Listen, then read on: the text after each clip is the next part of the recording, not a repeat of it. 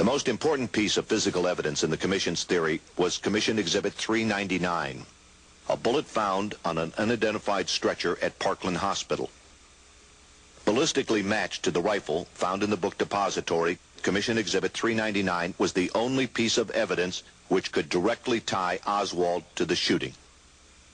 Since it could not possibly be the bullet that missed, nor the one which fragmented in the President's head, it was imperative to the Commission's case that 399 be the bullet that inflicted all of the non-fatal wounds. The near-perfect condition of Exhibit 399, however, presented a problem. As of the time that bullet reached the FBI laboratory, Robert Fraser is the ballistics examiner who got it. It was almost perfect. It was slightly flattened at the end that is attached to the shell, the back end of the bullet.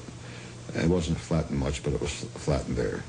Fraser testified to its condition when he received it, when he was a witness before the Warren Commission. And I'm paraphrasing his testimony, but it is roughly this, that if that bullet had struck coarse cloth or leather, he would have expected to find microscopic marks on it, and there were no such microscopic marks. Now, I'm not trying to palm myself off as an FBI expert, but I was a soldier. I fired pistols, I fired rifles, I had my own, I fired them.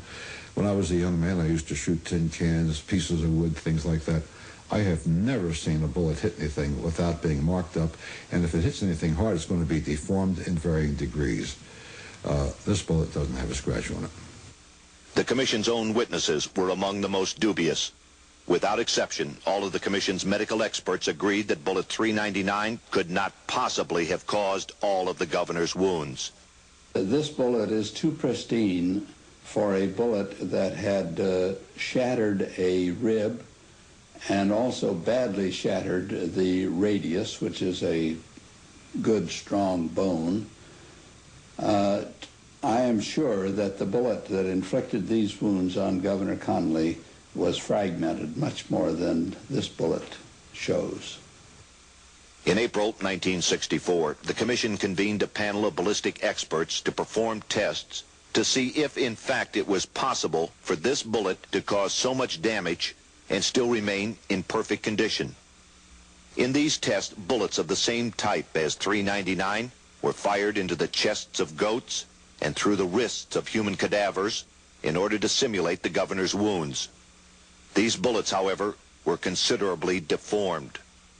The bullets that were fired through the goat carcasses, different goats breaking just one rib, all showed significant deformity.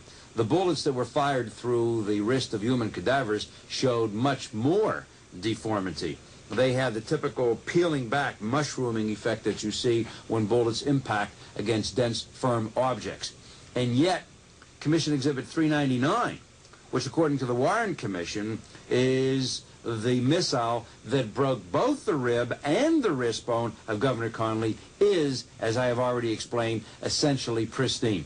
No, it could not have caused all the wounds, because our experiments have showed beyond any doubt that merely shooting the wrist deformed the bullet drastically, and yet this bullet came out as almost a perfectly normal, pristine bullet.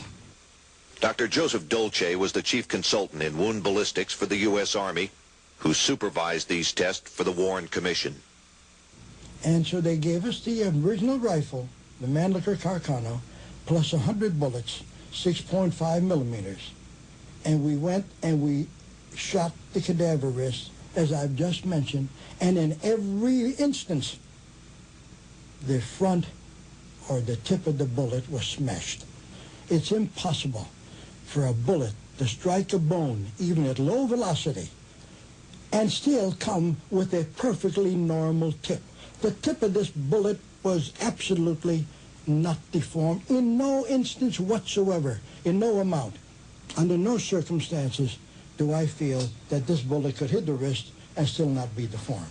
We proved that by experiments. The undamaged condition of bullet 399 presented the Commission with still another dilemma. While 399 appeared to be completely intact, the bullet which struck Governor Connally left fragments of metal in all 3 of the governor's wounds. The bullet left identifiable pieces of itself radiologically. That is, you can see them on x-rays in Kennedy's chest, in Conley's chest, Conley's wrist, and Conley's thigh. So we've got 4 anatomic locations in these 2 men where pieces of the bullet, albeit quite small, but visible to the naked eye without any special enhancement photographic techniques, can be seen.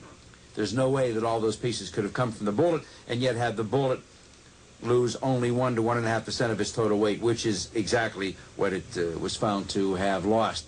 The bullet, as found, weighed 158.6 grains. In its pristine state, it weighs no more than 161 grains.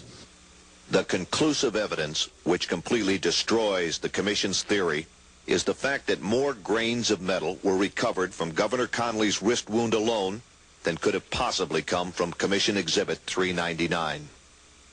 You begin to understand why most of us call this the magic bullet and the magic bullet theory. It's just unbelievable that they could get away with it. It's almost as unbelievable that they would dare try. Of course, they worked in secrecy, so nobody knew what happened until after the report was out. My colleagues in forensic pathology, who are members of the panel on which I serve, when confronted with this, they say, well, bullets do strange things. That's an exact quote. I'll never forget it till the day I die. Bullets do strange things. I've said to them, well, you guys collectively have done together 150,000 medical legal autopsies, and several thousand, 10, 20 of those, 30, 40 have involved bullet wounds. Why don't you all go back to your files and come up with one case, or why don't you all go out and do an experiment and come in with 1 bullet that will do what 399 is to have done, is alleged to have done under the single bullet theory, and you'll prove your case. Well, there never was such a case file presented. There never was such an experiment conducted. There never again, and never was in the past, in the history of gunfire in civilization, a bullet that did what this bullet is supposed to have done under the single bullet theory. That is the foundation of the whole report. And once you remove that keystone, then the whole thing collapses. It was for this reason alone that the Commission ultimately accepted 399 as their single bullet.